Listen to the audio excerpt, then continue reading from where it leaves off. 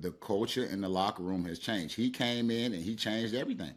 You had young guys that was had their blinders on, working hard, no expectations, but an opportunity to go out and impress and play their behinds off and be a part of something good. When nobody thought the Jets would win, they thought by bringing Aaron Rodgers in that would make things better.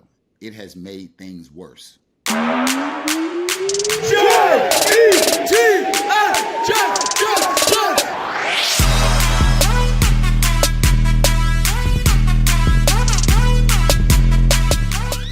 We're back.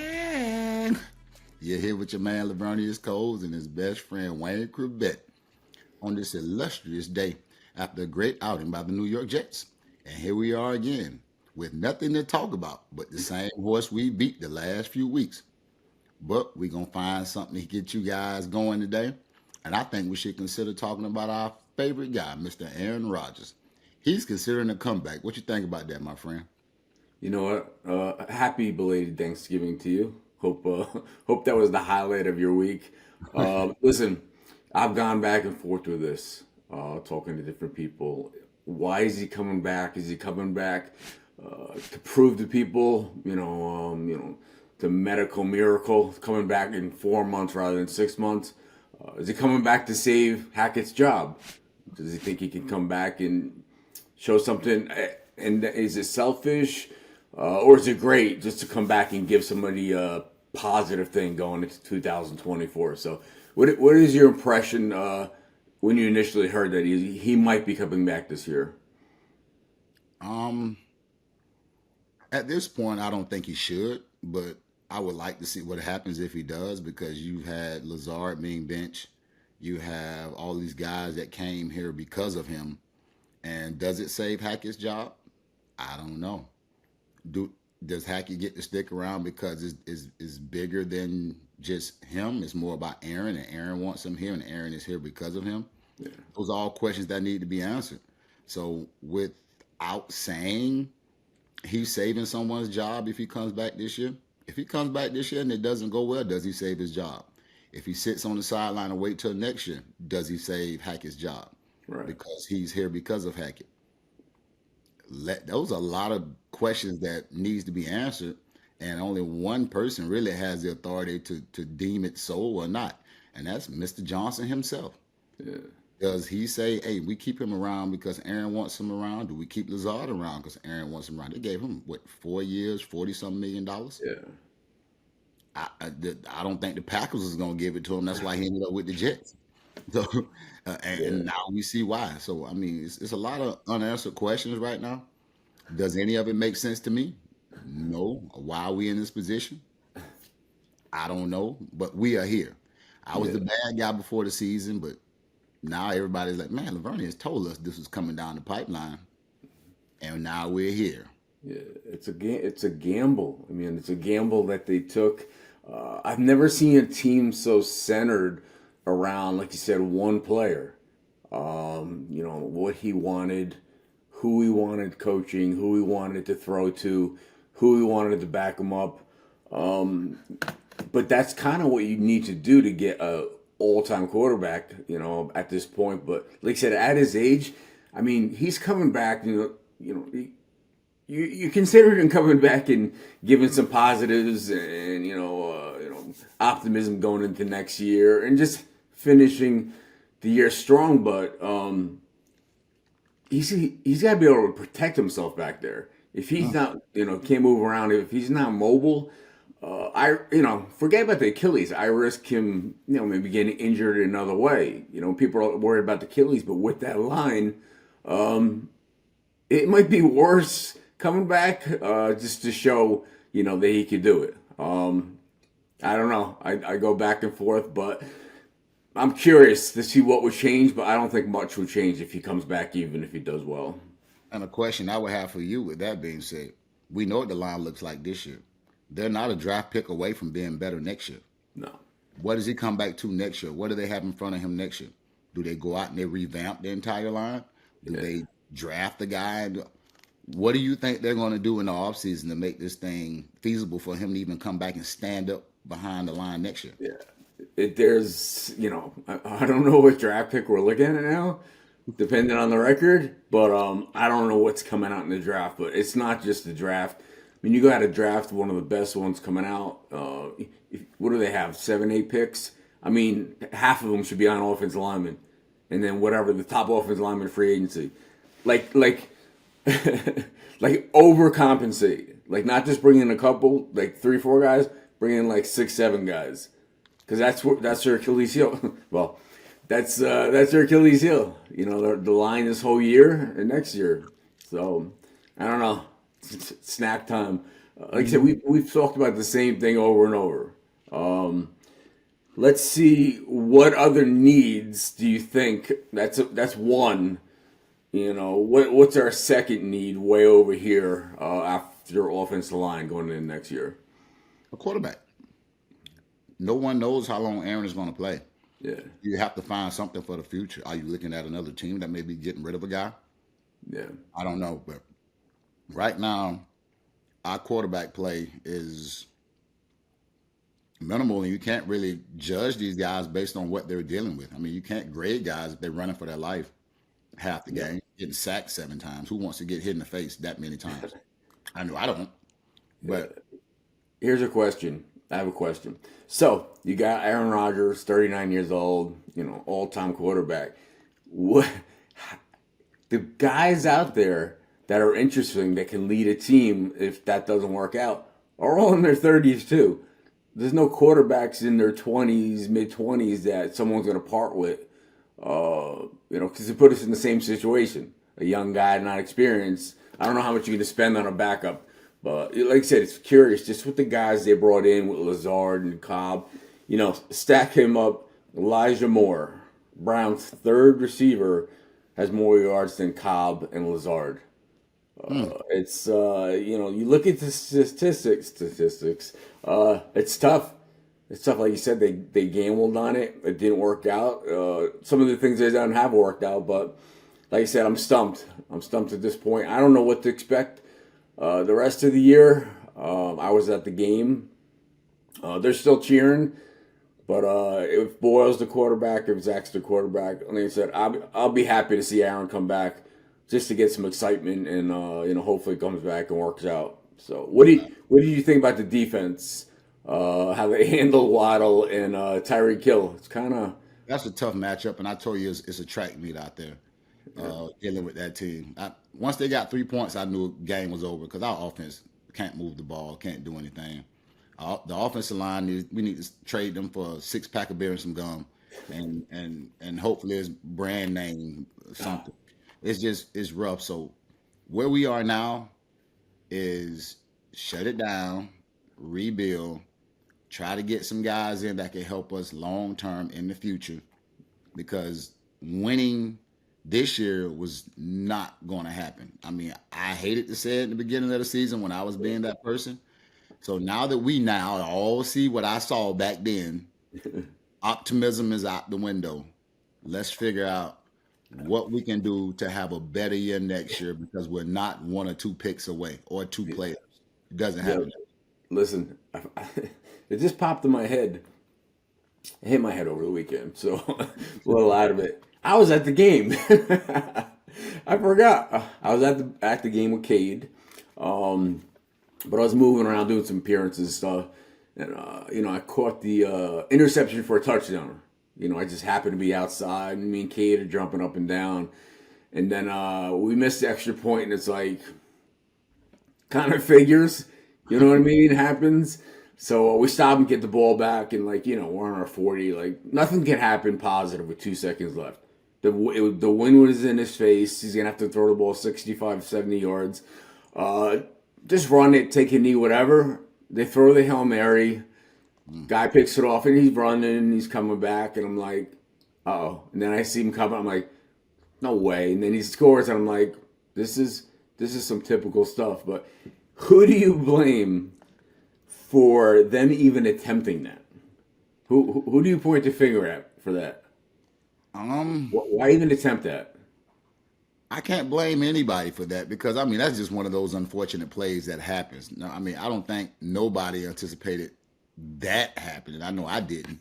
I know the coach when they spoke with him at halftime about it happening, he said this, and he's like, "Man, ain't nothing you can do about that. That's just one of those unfortunate incidents Why that try it? Why even try it? It's not, the odds of that are so small of anything positive. There's no, he couldn't even reach the end zone. It's not like, you know what I yeah." mean?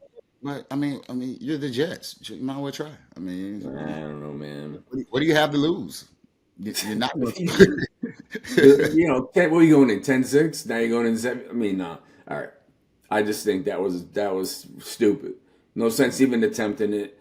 And you know me, I don't bash, the coaches and stuff. I just think, like I said, it's just something shouldn't have been tried. But here's the thing: things happen that they learn from, every time. So they don't do it again, but they find new ways to mess up. Like, all right, we won't do that Hail Mary again, but it's, you did it. A lot of things too. You talk about undisciplined, the penalties, the late hits, the fights, the roughing the quarterback, the holding. What do you attribute that to? We talk about being undisciplined, but I think the penalties we have for after the play, personal fouls. Why you think is this continues to happen, specifically on defense? I would assume that's frustration. I mean, these guys are frustrated. You're on the field for so long.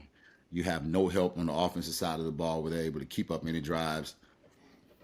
You got it's a lot built up. You can't go punch your teammate in the face. So what do? You go hit somebody else. I mean, well, it has happened in our locker room before, Yeah, Geno Smith. But outside of that happening, it's just one of those things where guys are frustrated. They got pent up energy where they're like, I'm tired of dealing with this. I'm chasing these guys.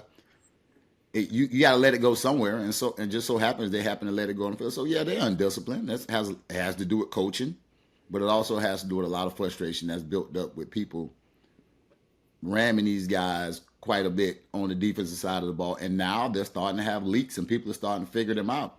I knew that was going to happen eventually. People get yeah, opportunity to play against you for a bit. They figure out what you like and you don't like. They're on the field too much. They got too much film on them and see what people are having success. It's starting to show its head again. yeah. Hopefully they Usually, catch it up. usually, I'm just like, oh, that's stupid. Why fight? Why do this? Why do that? But at that point, like you said, you just won't hit somebody. Like you said, and like you said, the frustration, offense and defense. You hear little whispers, but they're doing a good job of saying the right things. But they're defending each other. But like you said, you hit someone or do this and that, as long as it's warranted. Like I said, some things are undisciplined, but like I said, we're human. We're competitors. We want to win. Some things are out of your control, but when they fight back like that and they stick together, I don't mind that. We've been in situations like that. And like I was a 3-13, 1-15 season. You get frustrated, but the fact that they're sticking together, there's no, like you said, anonymous source saying this and that. That's what I appreciate most about the team, that they're still fighting. Do you think the head coach job is on the line right now? You know what? There's speculation about it, but I don't think Coach Sala or GM Joe Douglas, defense coordinator, obviously not. I'm worried someone's going to steal him. Someone's going to try to hire him, but I certainly think OC needs a change. I've thought that pretty much the whole season, but no, I don't think Sal job's on the line. Do you? With Aaron landing the wings, you think they would really change coordinators? Because he hasn't made up his mind whether he's going to come back and play next year or not. He said he's going to come this year. Yeah, He said nothing about next year. yeah. I mean, what is the thing? He wants his coordinator. He does. He wants Zach as his backup. He wants Boyle as the third string. How much can you cater to Aaron Rodgers' needs after what happened this year? Like I said, they kind of it was all around him, every part of it, and it's tough. But It's you have tough. to give him what he wants until you actually see what he gives you. He hasn't shown you what he can give you yet. He hasn't shown you what his performance on the field is going to be worth sacrificing so much to keep him happy. Yeah, So they're probably going to watch and see how things go before they decide to do something else, because yeah, he's asking for what he's asking for. yeah, When Brett Favre came into the locker room, things changed. It's just how it was. How was When that? You were with him, right? You were him. they let Chad leave and Brett came, everything changed. I mean, I was a part of it. And I watched. Even the offense. I'm like, dude, you got 11 guys, 10 other guys on this team that knows this offense. But you mean to tell me we have to change what we've been doing because of this guy? And that's what happened. Right. We need to learn what he knows. Not he need to learn what we know. Right. It's more of us than him, but that is what has happened. They have changed. Remember I said when they brought him in and they got rid of a lot of guys, the culture would change. Stuff will start moving different, and now we're starting to see it happen. They had a better season last year offensively than they're having this year. Yeah. Why do you think that is? The culture in the locker room has changed. He came in and he changed everything. You had young guys that had their blinders on, working hard, no expectations, but an opportunity to go out and impress and play their behinds off and be a part of something good when nobody thought the Jets would win. They thought by bringing Aaron Rodgers in, that would make things better. It has made things worse. Yeah. And that was what I was saying before. When I said that, everybody's like, oh, you're just a hater. No, I'm telling you the truth. I've seen it happen. Right. I was at the cusp when we was 9-3 with Brett as quarterback. It looked good. It didn't feel good, I can tell you that. Right. That locker room right now knows what it's like not to feel good. And the pressure, somebody in there is going to fold. And it won't be on the defensive side of the ball because they're playing their behinds off. Right. Somebody on the offensive side is going to fold. Maybe it's Brees come out and say, hey, man, I'm sick and tired of this. I mean, Garrett Wilson. Yeah, Garrett Wilson's chirping already. But like I said last time we are talking about Aaron Lazard and stuff like that. You see, this was probably the not smartest, I don't want to say stupidest thing you said all year about Lazard having he never worked with, Boyle or whatever, Zach and this and that and drop passes. Like I said, you don't forget how to catch. I don't care who's throwing it, lefty, righty, throwing a ball off a plane, helicopter. You got to be able to catch. Yeah, And but sometimes you gave him a free pass. Yeah, but sometimes you can mentally check out of a game if you're not involved. I'm just saying I've done it before. Yeah. Where it's not that I forgot how to catch. I mean, I remember how to catch, but at some point you just like, I'm just here. No. I mean, I'm not giving him a pass. I'm just saying I've been there. And we don't know what he will look like with Aaron behind center. Maybe his motivation picks up and he's like, okay, I get the ball for Aaron. These other quarterbacks, he probably like, man, they trash. I ain't catching this garbage. He probably want to catch it and throw it back at him, to be honest. It's how he is. If he was going to be there, it doesn't matter. Lazard would be there past Aaron Rodgers. So, big question, though, is how have we not seen the defense start talking trash about the offense yet? Well, they probably ain't doing it publicly, but I'm sure it's happening in that locker room. They calling each other out. I mean, they're practicing against each other every day. I'm sure something comes up and they're like, man, the defense, man, y'all let them score. And defense probably like, y'all can't score. So, what's your point? And it's happening. You know how it is. That locker room is our little place. That's our sanctuary. And all of the poking fun happens in that room. And sometimes it turns a little serious where people say some things that touch some nerves. It's happening. It's happening. Trust me. There's some days they walking in, and the offensive guys are walking by with their head down, not trying to make eye contact with them defensive guys coming in that locker room. That much I can tell you.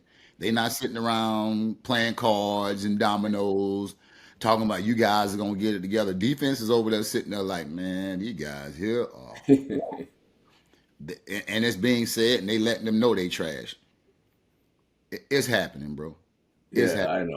I know. I've seen it, and like you said, it's fun and games, and like you said, feelings start getting hurt a little bit.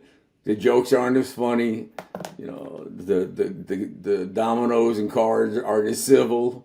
You know what I mean? Feelings get hurt a little bit. So to answer the question the producer was asking, yeah, it's about to happen publicly soon. It's definitely happened behind closed doors. For people who don't know, I don't know how they do it. Initially, when I started, it was offense on one side, defense on the other. Now they try to put, split it up, offense, defense together. Mix them all in so that you have guys next to each other. But I could see people congregating offense and defense on each side, and then I'm hoping it doesn't explode. But so rest of the schedule, we have Atlanta and coming up next. One of What them. is what's your thoughts? We still got Miami again. We got Texans. Yeah, we're Falcons, Texans. We got Commanders. I mean, at this point, people are going to ask, hey, listen, people say, do you tank or like lose to get a better draft pick? And I say, listen, no player would ever do that, no matter what. That doesn't happen in the NFL in our New York Jets. But what do you see happening the rest of the year as far as win loss? Is it Based possible? based on what they put out there thus far, I expect them to go out and perform just like they've been. They give an effort. The effort is there. They just don't have the talent on the offensive side of the ball up front to give these guys an opportunity to be seen. With that, if you can't score, you don't have a chance to win. The defense gave us 6 points, so we Yeah. had an opportunity to at least get into the game. Outside of that, I don't know what to tell you. I mean, we flip a coin with the opposing team and ask, can we start at 50? Maybe it's all we can get. and we front, and we front you some extra cash if you let us. All we need 15 yards to get a field goal. Right. That is the only thing I think that will help. Atlanta is playing pretty good. The Texans are playing good. They played Jacksonville really tight yesterday. You have the Dolphins again in Miami.